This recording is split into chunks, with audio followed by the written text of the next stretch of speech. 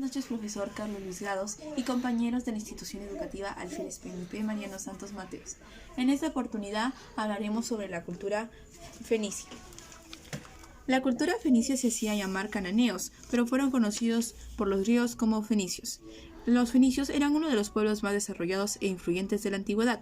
Se les conocía también como pueblo púrpura, pues el término fenicios viene del griego pois, que significaba púrpura o carmesí, un color muy lujoso de la época. Esta cultura se ubicó en los actuales territorios de Líbano, Siria, Israel, Palestina y el Mediterráneo, entre los años 1200 y 539 a.C. Su lugar de origen fue un lugar muy boscoso, por lo que dificultó la agricultura. La política. Esta civilización nunca llegó a formar un estado unificado, por lo que en algunas ciudades gobernaba un rey que compartía su poder junto con un consejo de ancianos. Este consejo de ancianos podría ser hasta de 100 personas, que eran las 100 personas más ricas de la ciudad. O también podría gobernar un consejo de ancianos. Encontrábamos después a los artesanos, a los pequeños comerciantes, a los agricultores y pescadores y, por último, a los esclavos. Las actividades económicas de la cultura fenicia. Primero encontrábamos las factorías, que eran los depósitos donde guardaban sus mercancías. La cerámica, era que comercializaba la cerámica, los vidrios coloreados y los tejidos de lana púrpura. Las concesiones, eran alquileres de ciudades fuera de los territorios fenicios. La viticultura. Los fenicios llegaron a tener un papel muy importante en la historia del vino, la producción y la viticultura. Las colonias eran ciudades fuera de su lugar de origen. Vestimenta fenicia.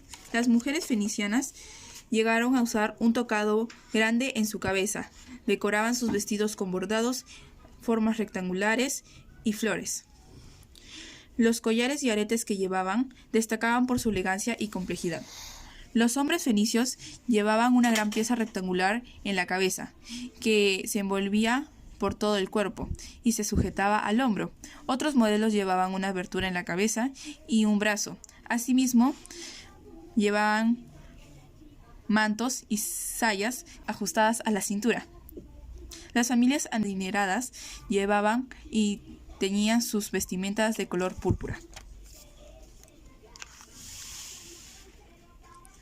La religión fenicia. Como principales dioses teníamos a la diosa Astarte, que era la diosa de la fecundidad, adorada en Sidón. Algunas representaciones la asociaban con la diosa de la guerra, diosa de la caza o diosa de los navegantes. Luego encontrábamos a Esmú, que era un dios adorado en Chipre, que significaba dios sanador. Tenía varios templos y se le realizaba bastantes adoraciones. Encontrábamos después al dios Baal, que era una divinidad solar, que le rendían culto en Asia Menor y los fenicios. Luego encontrábamos a Dagón, un dios que se representaba como mitad hombre pez, pero también representaba voces agrícolas. El arte fenicio. El arte fenicio se dice que era una imitación del arte asirio o egipcio. No se sabe con exactitud cuál imitaban. La arquitectura fenicia.